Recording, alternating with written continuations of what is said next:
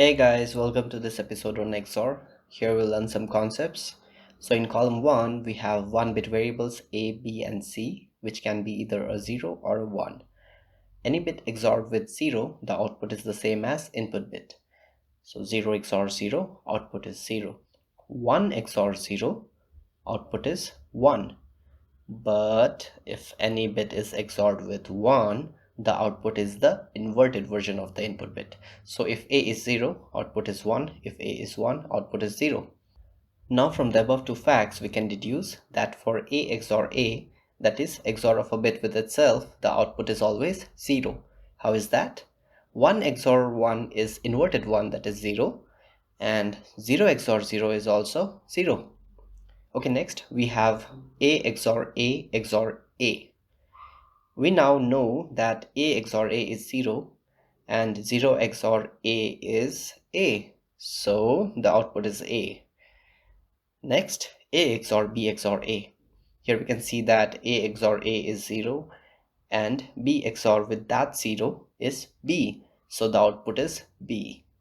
The thing to learn here is the sequence of operation does not matter. You can do XOR of any of the variables first. Similarly, A XOR B XOR B. Here B XOR B is 0 and A XOR the 0 is A. Next, the big one. A XOR B XOR A XOR C XOR B. So here we have two A's, two B's and one C. Each pair will result in a 0. So A XOR A is 0, B XOR B is 0, 0 XOR 0 is 0, C XOR that 0 is C. Answer is C. Okay, great. Next we will extend to 8-bit numbers here. So we have 8-bit variables A, B and C. Now A XOR 0 would mean every of the 8 bits in A is being XORed with a 0. So in the output, each bit remains the same as the input bits. Hence the output is A. Similarly, A XOR 0xFF, that is 15. Here every bit of A is being XORed with a 1, right? So the output will have inverted versions of the bits in A. Hence the output is inverted A. Okay, great. The things are easier coming forward. A XOR A means each bit being XORed with itself. Hence the output bits will all be 0. Next, A XOR A XOR A. Here A XOR A is 0 and A XOR 0 will be A. So the output is A. Next, A XOR B XOR A. Here A XOR A is 0 and again B XOR 0 will be B. Jumping to the last one, A XOR B XOR A XOR C XOR B.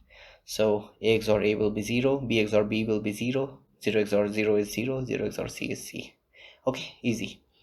So you got the concepts. These concepts will help you solve the typical XOR problems like swapping bits and numbers, finding unique or odd occurring elements in an array, comparing similarity between two numbers, etc.